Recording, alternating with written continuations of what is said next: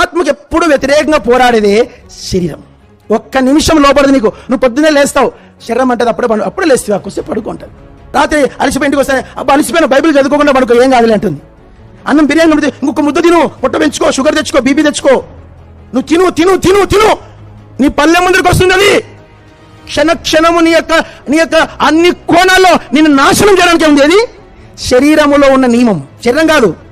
శరీరం అంటే ఇది కాదండి, ఏది దీంట్లో ఉన్న నియమం, శరీర నియమం. నీ పొద్దున్న లేస్తానే పండుకో, కొద్దిసేపు అంటా చూడు, అదే. రాత్రి పడుకునే ముందు ఏం బైబిల్ చదువుతారు, పండుకో అంటుంది, అదే. కొద్దిసేపు సెల్ చూసుకో, రాత్రి 3 దాకా చూడు, 2 దాకా చూడు, 4 దాకా చూడు, 5 దాకా చూడు, చెప్పేదాడు. నీ శరీరమే నిన్ను సర్వనాశనం చేయడానికి ప్రతిజ్ఞ పూనింది ఎవరంటే నీ శరీరమే.